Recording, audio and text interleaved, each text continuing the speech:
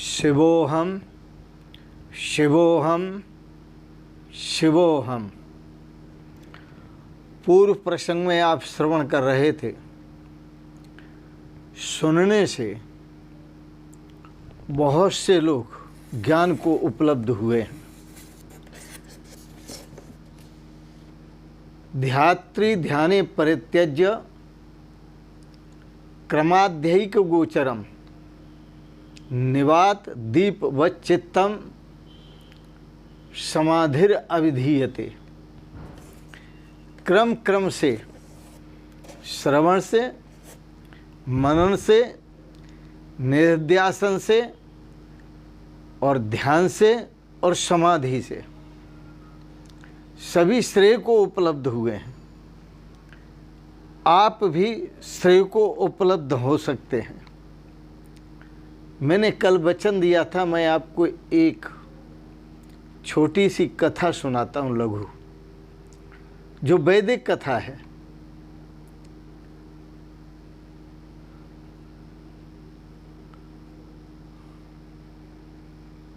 मिलन दो ऐसी चेष्टाओं का होता है, मिलन दो ऐसी विभूतियों का होता है। एक विभूति जो सुनने के लिए आतुर है, दूसरी विभूति जो जिज्ञासु शिष्य को ज्ञान देने के लिए आतुर है। ये दो विभूतियां हैं और दोनों विभूतियों में बोलने वाला भी मौजूद है, वाणी भी मौजूद है और सुनने वाला भी मौजूद है। यदि बोलने वाला मौजूद हो और सुनने वाला मौजूद न हो तो वाणी कैसे प्रकट करे? जो सुनने वाला मौजूद है तभी वाणी प्रकट होती है महापुरुषों की। इसलिए मैंने कहा था कि पहले चुप रहने की परंपरा थी। शिष्य कभी गुरु से ये नहीं पूछता था कि मुझे ज्ञान चाहिए, मुझे भक्ति चाहिए, मुझे निष्काम कर्मता चाहिए, कभी नहीं पूछता था। मैं बताता हूँ शिष्य परंपरा में क्या था। शिष्य परंपरा एक ऐसी थी जिसमें श्वेत केतु का बड़ा मीठा दृष्टांत है। ये बड़ी मीठी कहानी है। श्वेत केतु गुरु के पास गए और जब श्वेत केतु गुरु के पास गया तो बरसों तक गुरु ने सोचा कि जब ये कुछ पूछेगा तो बता देंगे, और श्वेत केतु ने सोचा कि गुरु जब कुछ बोलेंगे तो हम सुन लेंगे। श्वेत केतु ने वर्षों तक पूछा ही नहीं कि मैं किस लिए आया हूं, और गुरुजी ने भी वर्षों तक नहीं पूछा कि तू किस लिए आया है। श्वेत केतु गुरु दरबार में जाकर बस सेवारत रहने लगा। क्या सेवा करनी है? आम की, पीपल की लकड़ी लाना काट करके हवन कुंड के लिए। उस हवन कुंड की तैयारी करना, उस पर आसन बिछाना, उसमें अग्नि जलाना,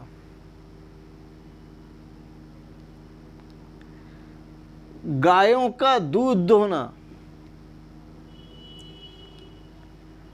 उस दूध को गर्म करना, सारे दिन सेवा करते करते रात को थक जाना तो किसी बिस्तर की जरूरत नहीं, गुरु के चरण कमलों में लेट जाना।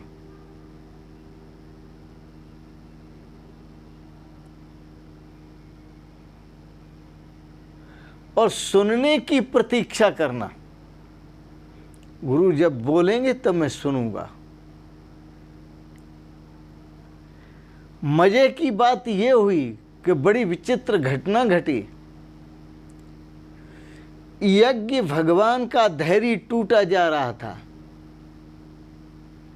यह छोटा बच्चा इतनी गंभीरता में डूबा हुआ है कि यह कुछ गुरुजी से पूछ भी नहीं रहा है और गुरुजी इसको कुछ बता भी नहीं रहे। तो यज्ञ कुंड भी अधैर्य से भर गया। उस यज्ञ कुंड ने कृपा की, जिस यज्ञ कुंड की सेवा करता था श्वेत केतु, और जब कृपा की तो उस श्वेत केतु को गुरु की वाणी सुनाई देने लगी। गुरुजी जो अंदर में बोलते थे, संकल्प करते थे, जो चाहते थे, वह सब उसकी समझ में सुनने में आने लगा। यदि गुरुजी श्वास भी लेते हैं तो वह श्वास भी समझ में आने लगी। वह श्वास भी समझ में आने लगी।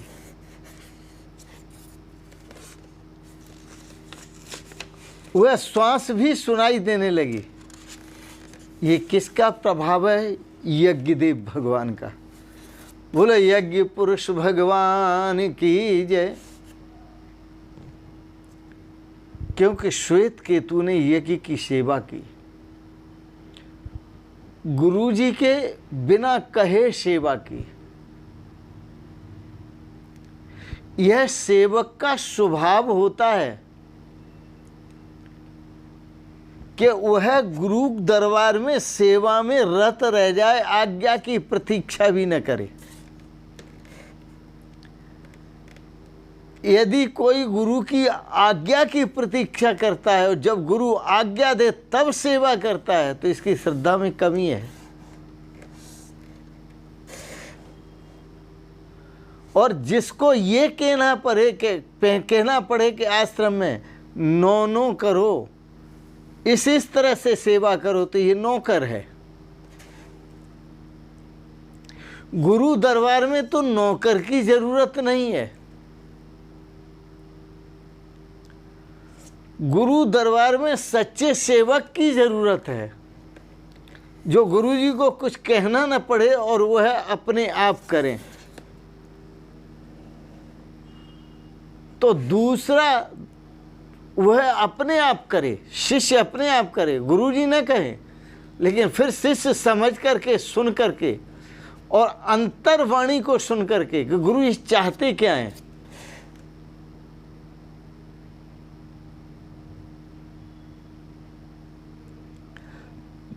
राम राज्य में यही तो था।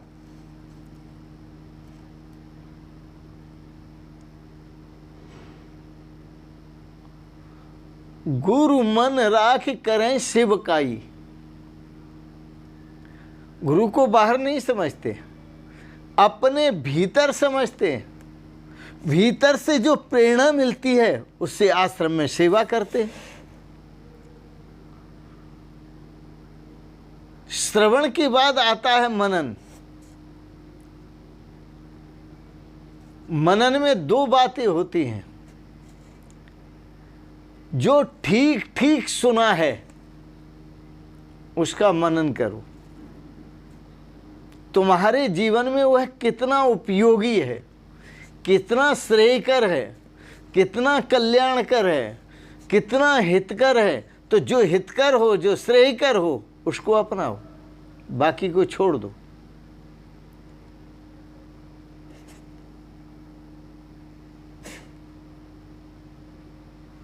मौन होने का लक्षण तटस्थ होना है। श्वेत केतु ने भले ही मुखर होके कुछ नहीं कहा गुरुदेव को, लेकिन श्वेत केतु की सेवा जो थी वो श्रद्धामयी, परम श्रद्धामयी, उसने सब कुछ श्वेत केतु को दे दिया।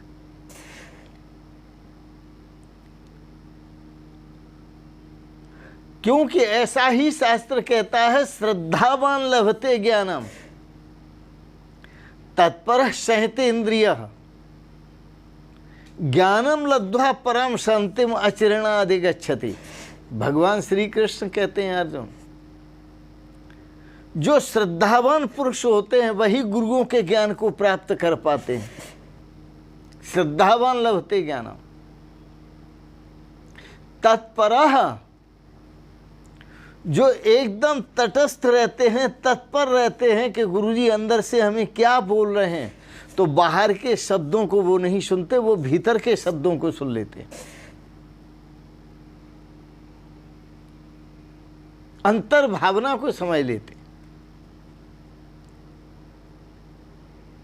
और ज्ञानम लब्ध्वा परम शांतिम अचिरेणाधिगच्छति, वो गुरुओं के ज्ञान को शीघ्र प्राप्त होकर और शीघ्र ही परम शांति को प्राप्त होते हैं, परम आनंद को प्राप्त होते हैं, परम रस को प्राप्त होते हैं, परम सिद्धि को प्राप्त होते हैं। सदा के लिए जन्म मरण बंधन से छूट जाते हैं। किसके द्वारा? अपनी श्रद्धा के द्वारा, अपनी मौन वृत्ति के द्वारा। आजकल तो बड़ी विडंबना है। गुरुओं के सामने आते हैं, हाँ महाराज जी एक प्रश्न था, जरा उसका उत्तर दो। क्यों भाई, ये कोई सब्जी भाजी की दुकान है, रेडी है, उनका बैंगन दे दो, आलू दे दो। भगवान श्री कृष्ण ने भी आदेश दिया अर्जुन को कि ये जो सिद्ध महापुरुष हैं, इनसे यदि ज्ञान प्राप्त करना हो तो अर्जुन एक ही रास्ता है, तत् विद्धि प्रणिपातेन पर प्रश्नेन सेव्या। उनके पास जाओ, तत् विद्धि, तत् विद्धि, तत् नाम परमात्मा का, उस परमात्मा को जानो। और संत महापुरुषों के पास जाओ तो कैसे जाओ? लंबी दंडवत करते हुए। यदि लंबी दंडवत नहीं कर सकते तो आप अहंकारी हैं, और अहंकारी को कभी ज्ञान प्राप्त नहीं होता। ज्ञान तो निराहंकार को होता है। तो परमात्मा का चिंतन नहीं, मनन। पहला श्रवण, दूसरा मनन। चिंतन जो होता है वो अपरिचित का होता है।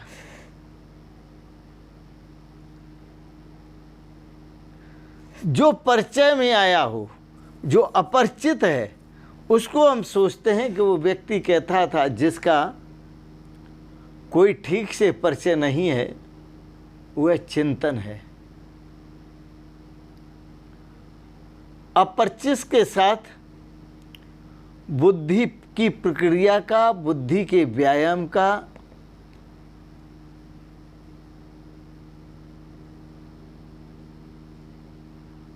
यह चिंतन है। मनन है परिचित के साथ, जिसे आत्मसात किया जा सकता है, जिसे अपने स्वरूप के साथ एक किया जा सकता है, जिसमें डूबा जा सकता है। ऐसे अपने भीतर उस परम पिता परमेश्वर का मनन करो। मैं कौन हूं? और इस तरह विचार करते हुए कि मैं कौन हूं, तो उसका मनन करो। उस मनन से ही आप अपने श्रेय को प्राप्त होंगे। जब तक मनन नहीं होगा तब तक श्रेय को प्राप्त नहीं होंगे आप। मनन बहुत आवश्यक है, बहुत ही आवश्यक है। इसलिए ऋषि मुनि और शिष्य दोनों ही चुप रहा करते थे। जो मुखरता में नहीं मिलता था वो मौन में मिल जाता था। जो अशांत रहने में नहीं मिलता वो शांत भाव में मिल जाता। जो भटकने में नहीं मिलता वह बिना भटके मिल जाता था। मैंने आपको पहले बताया था, जो विचार से नहीं मिला वह निर्विचार से मिलता है।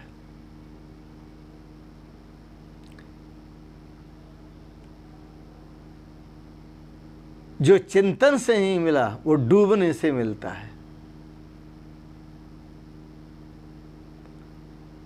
जहां दो नहीं रहते, अद्वितीय अवस्था में प्राप्त होता है।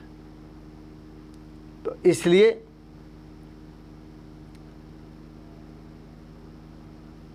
जो विद्वान हैं भाषा के, शास्त्रों के, वो किसी को चुप कर सकते हैं लेकिन उसे रूपांतरित नहीं कर सकते। वो जीत सकते हैं शास्त्रार्थ में लेकिन उसे रूपांतरित नहीं कर सकते। और जीत हार जो होती है वो शब्दों से होती है, और रूपांतरित जो होता है वह निशब्द में जाकर होता है। और निशब्द कौन है? परमात्मा। वहां कोई शब्द नहीं। और शब्द कहाँ है? आकाश में। शब्द गुणकम आकाशम तच्चैकम विभुर नित्यश्च। शब्द तो आकाश का गुण है, इसलिए स्वाभाविक है, तर्क से कभी कोई बदलता नहीं है, कोई क्रांति घटित नहीं कर सकता।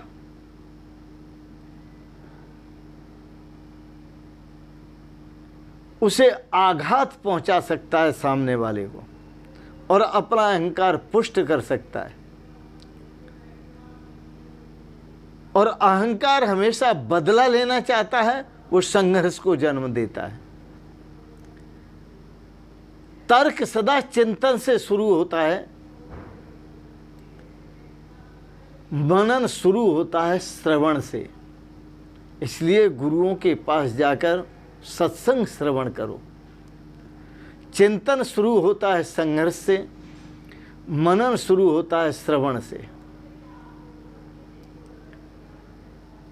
स्वभावतः चिंतन चूंकि कलह से शुरू होता है, इसलिए मनुष्य चिंता में डूब जाता है। तर्क में उसका आधार होता है। महाअनुभूति वहां नहीं है। विरोध, शत्रुता वहां आधार है, विवाद वहां आधार है। मनन शुरू होता है श्रवण से, इसलिए महाअनुभूति वहां आधार है।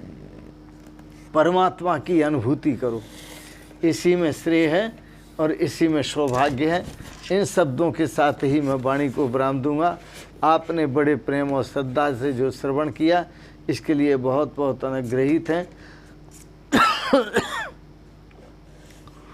अपने जीवन में पूर्ण श्रद्धा का परिचय दें, पूर्ण श्रेय का परिचय दें और आत्मा और परमात्मा की एकता का मनन करें, निश्चय करें, ध्यान करें, निध्यासन करें, ध्यान करें और समाधिस्थ हों परमात्मा में। इसी में श्रेय है, इसी में सौभाग्य है, इसी में कल्याण है। इन शब्दों के साथ ही वाणी को विराम देते हुए ओम शिवोहम शिवोहम शिवोहम। आपको अच्छा लगा इसे सब्सक्राइब करें, लाइक करें, शेयर करें और अंत में आप सबको सादर प्रणाम करते हुए बहुत बहुत आशीर्वाद, बहुत बहुत मंगलमय शुभकामनाएं। ओम शिवोहम शिवोहम शिवोहम शिवोहम।